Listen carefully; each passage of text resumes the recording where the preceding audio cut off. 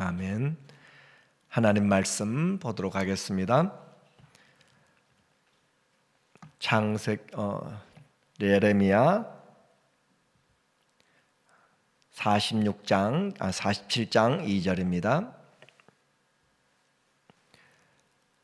여호와께서 이와 같이 말씀하시되 보라, 물이 북쪽에서 일어나 물결치는 시내를 이루어 그 땅과 그 중에 있는 모든 것과 그 성과 거기에 사는 자들을 휩쓸리니 사람들이 부르짖으며 그 땅 모든 주민이 울부짖으리라.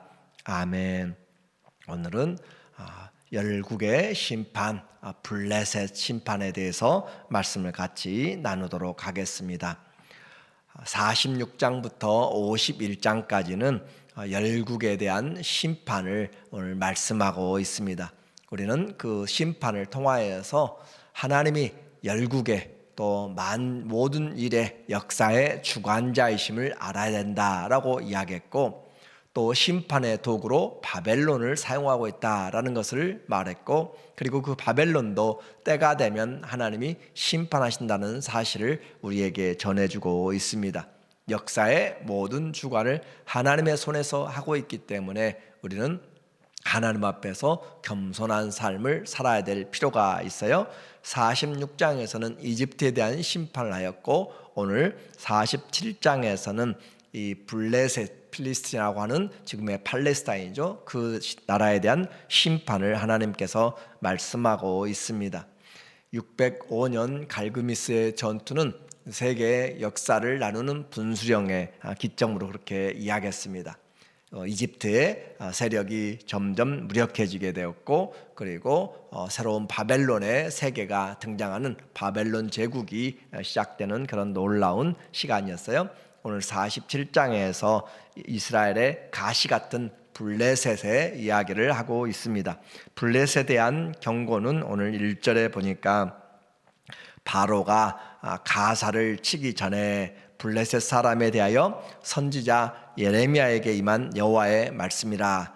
바로가 가사, 블레셋 지방의 그 대표적인 도시가 가사예요. 지금 가자 스트립이라고 하는 그런 지역입니다. 그래서 이 팔레스타인의 대표적인 가사를 치기 전에 블레셋 사람에 대하여 선지자 예레미야에게 말씀이 임했는데, 이 가사를 칠 때가 언제인지는 정확하게 나타나 있지 않은데, 아마 바로가 2번 출정을 하였어요. 그래서 609년에 출정하면서 저 갈그미스로 갈 때 그때, 또는 또 두 번째 605년에 올라가면서 했던 그런 시기일 것 같은데, 이와 같은 시기에 그보다 먼저 하나님의 말씀이 임하였다라고 하는 것이죠. 여호와께서 이와 같이 말씀하시되 보라, 물이 북쪽에서 일어나 물결치는 시내를 이루어.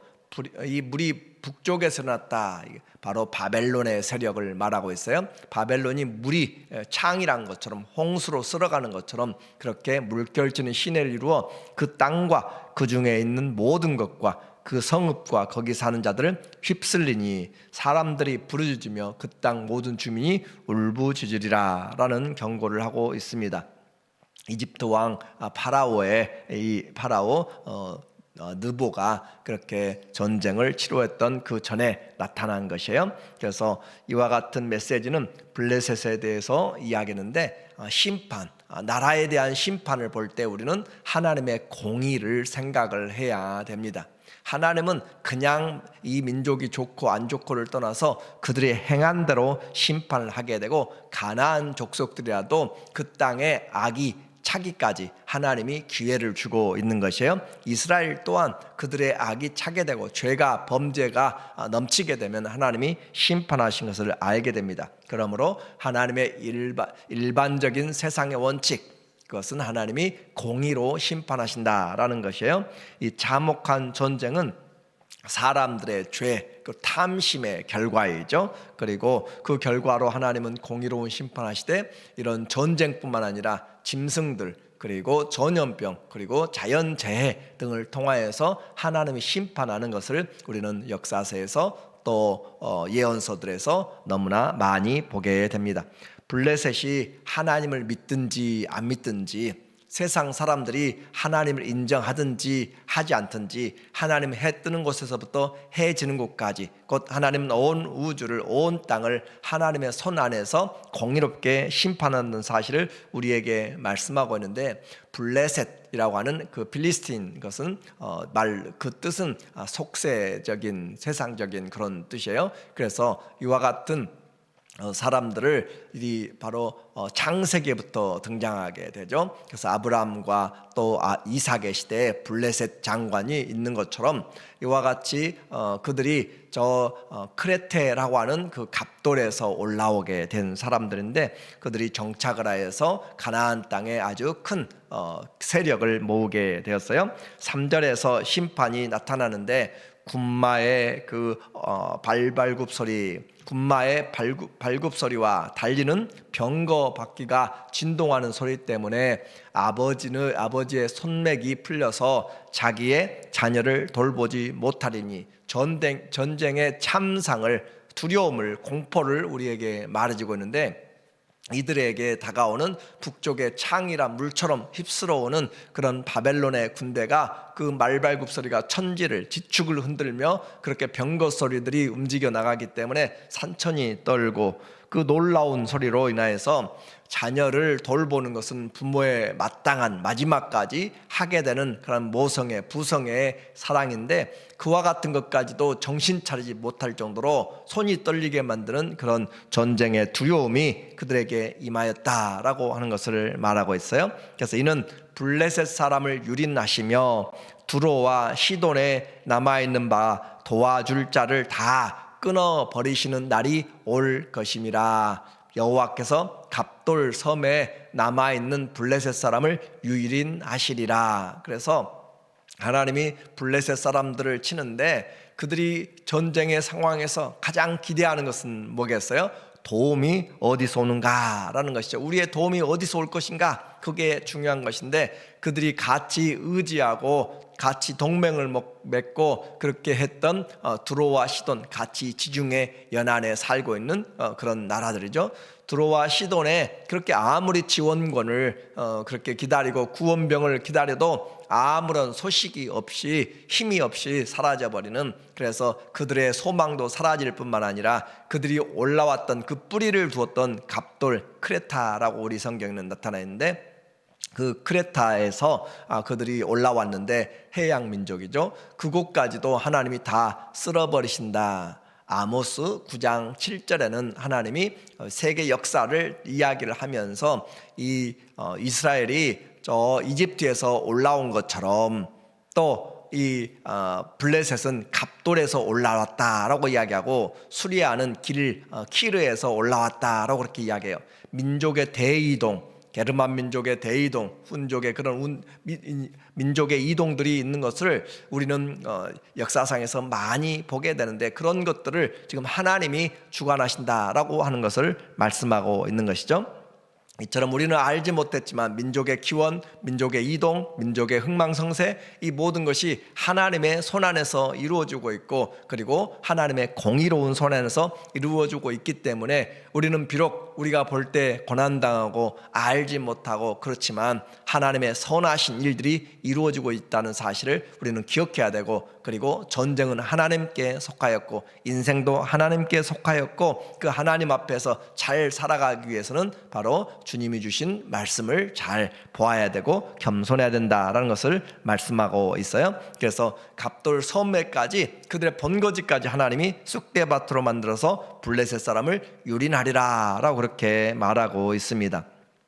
북이스라엘의 군대가 모든 성읍을 휩쓸면서 들어오므로 이 블레셋은 망하여서 흔적을 찾아보지 못할 정도로 그렇게 되어버린 사건을 말하고 있는데, 지금의 팔레스틴은 그 사람들과는 다른 사람들이에요. 그래서 이와 같은 내용을 통하여서 하나님이 심판의 칼을 들고 역사하시는데 아무도 도와줄 사람이 없다. 이것이 참 중요한 이야기입니다. 그래서 하나님의 심판이 얼마나 강한지 예레미야 자체도, 선지자 자체도 그 말씀을 보면서 두렵고 떨림으로 이야기를 하고 있어요. 7절에 5절에 보니까 가사는 대머리가 되었고, 가사는 블레셋의 대표적인 도시라고 그랬죠. 대머리가 되어버렸다. 완전히 다 하나님이 폐허를 만들고 초토화를 시켜버린 것들을 지금 비유적으로 말하고 있어요.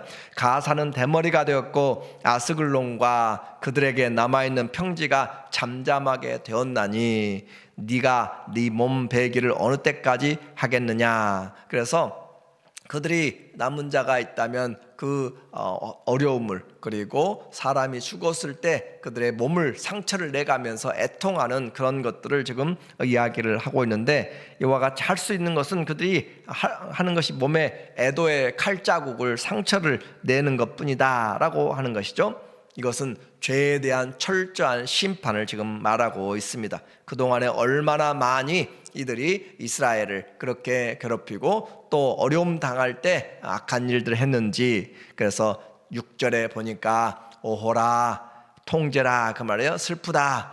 여호와의 칼이여, 네가 언제까지 쉬지 않겠느냐. 내 칼집에 들어가서 가만히 쉴지어다 라고 하면서 선지자가 그들을 보기에도 너무나 그 비참함과 심판의 강함을 보면서 하나님의 칼이 칼집에서 한번 나오면 그 칼은 흡족한 피를 마시기까지, 이런 표현들은 바로 심판에 대한 내용이에요. 그래서 하나님이 잔인하시다라는 그런 말이 아니라 하나님의 심판이 분명하시다라는 것을 강조하는 그런 문학적인 내용들이기 때문에 우리는 하나님의 이 공의로운 것들을 제가 계속 말씀하고 있어요. 하나님의 심판 공의롭다라고 하는 것들이죠. 그래서 칼집에서 들어가 가만히 쉴지어다 라고 이야기하고 있는데, 그리고 그렇게 질문하면서 또 스스로 답도 해요. 여호와께서 이를 명하셨은즉 어떻게 잠잠하며 쉬겠느냐. 하나님의 심판을 명하셨는데 언제까지 참았죠? 참고 참다가 소돔과 고모라도 마지막까지 하나님이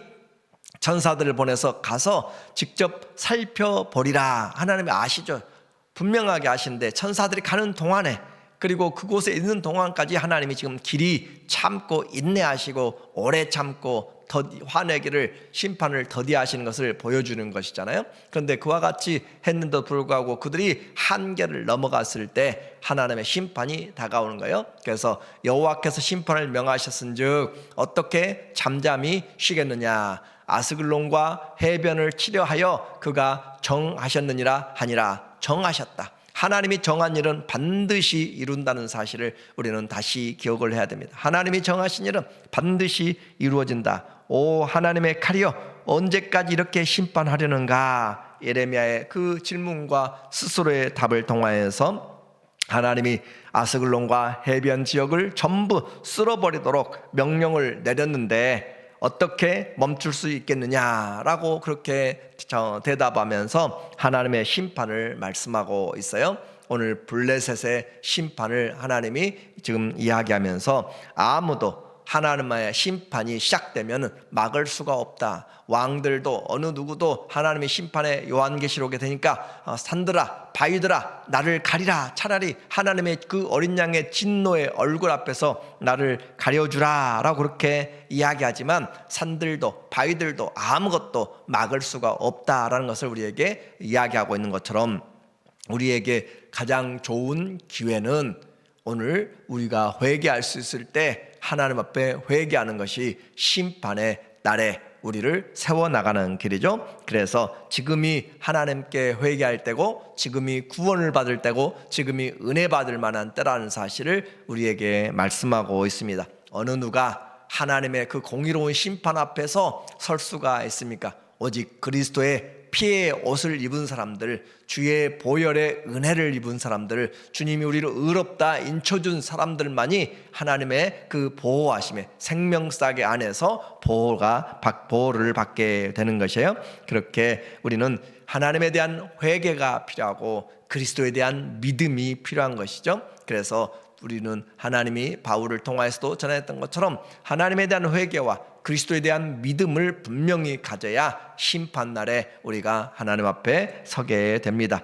인생의 살 길 다른 길이 없어요. 심판을 피하는 길 다른 길이 없고 오직 예수, 구원의 길은 오직 예수 그리스도의 공로 외에는, 십자가의 피 외에는 아무 것이 없습니다. 그래서 우리가 감당할 것을 하나님이 그리스도에게 다 감당하여 주셨기 때문에 우리는 그릇 행하여 각기 제 길로 갔거늘 여호와께서는 우리의 죄악을 그에게 담당시키셨기 때문에 그 대속을 믿는 것이 우리가 믿음으로 살아가는 것이에요. 이제 하나님의 심판은 더딘 것이 아닙니다. 왜 그렇게 늦는가? 왜 이렇게 고통당하는데? 하나님은 한 사람이라도 더 구원받기 위하여서 지금 하나님이 그의 때를 하나님께서 참고 기회를 주시고 있다라고 했어요. 그러면 우리 인생 어떻게 살아야 돼요? 하나님과 원수가 되면 안 됩니다. 하나님과 원수가 되면 우리는 끝장나는 것이에요. 그래서 죄인들아 너희의 손을 깨끗이 하라. 하나님 앞에서 우리가 여호와께 우리의 손을 깨끗하게 하면서 여호와를 가까이 하라. 그리하면 너희가 살리라. 하나님이 우리에게 가까이 계신 우리의 죄인들의 손을 씻고 하나님을 가까이 하고 하나님을 경외하면 우리의 삶이 하나님 앞에서 세움을 입습니다. 그래서 하나님의 심판이 공의로우시다는 것, 그리고 나라와 민족의 모든 그 일들을 하나님이 행하신다는 사실을 우리가 보면서 심판의 메시지를 미리 보는 것은 우리의 삶을 잘 준비하는 지혜로운 자의 삶이 되는 것이에요. 그래서 우리의 남은 삶 하나님 앞에서 주님 보시기에 살아가도록, 사람들 보는 것, 자기가 보는 것, 하나님 앞에서 보는 것과 달라지게 됩니다. 그러므로 너희 자신을 하나님 앞에 드리기를 힘쓰라. 하나님 앞에 드리기를 인정된 자로 그렇게 하나님 앞에 세워나가기를 힘쓰라 라고 했습니다. 심판이 오기 전에, 내 삶의 종말이 오기 전에 하나님을 가까이 함으로 복된 삶이 되고 하나님을 영화롭게 하는, 남은 삶을 통하여 하나님의 뜻이 이루어져가는 그런 축복의 통로가 되시기를 예수님의 이름으로 간절히 축원합니다. 아멘. 기도하겠습니다. 하나님 아버지, 그 강하던 그렇게 가시 같던 블레셋도 때가 되니 사라지게 됩니다. 하나님, 주님이 정하시면 피할 자가 없습니다. 기회가 될 때 하나님을 앞에서 하나님에 대한 회개와 그리스도에 대한 믿음으로 우리의 삶을 겸손하게 하여 주시옵소서. 예수님의 이름으로 감사하며 기도합니다. 아멘.